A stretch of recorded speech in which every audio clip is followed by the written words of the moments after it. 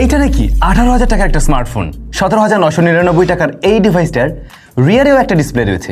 এমনকি এই ডিসপ্লেতে আপনি আপনার নিজের চেহারা দেখে ছবি তুলতে পারবেন। তখন এই যে মেইন ক্যামেরা দিয়ে চাইলে সেলফি তোলা যাবে। আমরা কথা বলছি অকিটেল C62 নিয়ে। C62 এটা 17,999 টাকায় বাংলাদেশে অফিসিয়ালি লঞ্চ হয়েছে। বাট অকিটেল অনেকদিন পরে বোধহয় একটা স্মার্টফোন লঞ্চ করলো না, মাঝে কিন্তু ওদের ডিভাইস ছিল না। এনিওয়ে, স্মার্টফোনটার মেইন যে আকর্ষণ বা ইউনিকনেস সেটা আমি বলবো রিয়ারের এই ডিসপ্লেটা। বলা চলে একটা স্মার্ট ওয়াচ এখানে ধরাই দিছে, লিটারেলি একটা স্মার্ট ওয়াচই আপনার মনে হবে।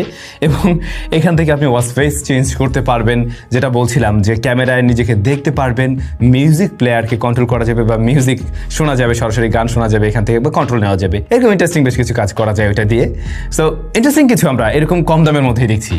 স্মার্টফোনটা ওজনের দিক থেকে একদম কম না, বেশ বড়সড় একটা ডিভাইস, 220 গ্রামের মতো ওয়েট। বাই দ্য ওয়ে, ডিজাইনের কথা বলতে গেলে কার সাথে মেলে? S24 আলট্রার সাথে হুবহু মিল রাখছে বলা যেতে পারে। জাস্ট মনে হয় যেন ওইটার পাশে কেউ একটা ঘড়ি লাগাই দিয়েছে।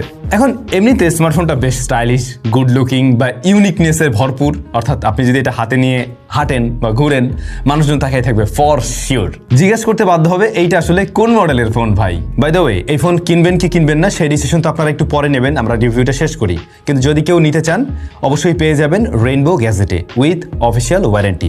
ভিডিও ডেসক্রিপশনে আমি রেইনবো গ্যাজেটের লিঙ্ক, সরাসরি এই প্রোডাক্টের পারচেস লিঙ্ক মেনশন করে দিচ্ছি। স্মার্টফোনটা totally plastic build, body frame এবং রিয়ার প্যানেলে প্লাস্টিক রয়েছে। রিয়ার প্যানেলটা একটু ফ্রস্টেড হওয়াতে ফিঙ্গারপ্রিন্ট কম দেখা যায়, স্টিল বসে এখানে কিছুটা। এটার বেশ কয়েকটা কালার ভ্যারিয়েন্টে পাওয়া যায় ফোনটা আর কি, তবে এই কালারটাও কিন্তু বেশ বোল্ড লাগছে।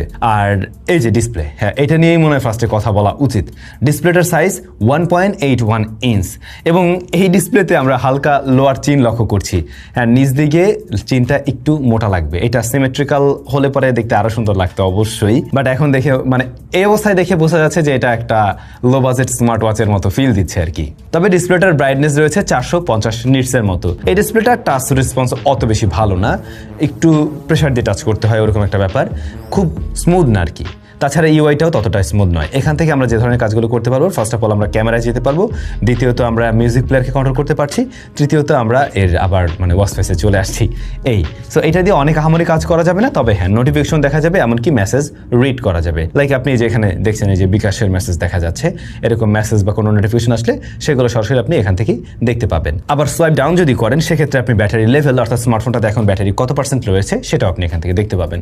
সো এটা কাজে লাগছে না যেমন না, কাজে লাগানো যেতে পারে, নতুন কিছু আপনারা দেখছেন, এই হচ্ছে বিষয়। বাট ডিসপ্লেটা আইপিএস যেহেতু খুব আহামরি কোয়ালিটির না এবং ব্রাইটনেসটা আউটডোরে একটু কমই মনে হবে আপনাদের কাছে, সেই সাথে টাচ রেসপন্সও ততটা ভালো নয়। আসলে ফোনের দামও বা কয় টাকা। যাই হোক, মেইন ডিসপ্লেতে যদি আমরা চলে আসি,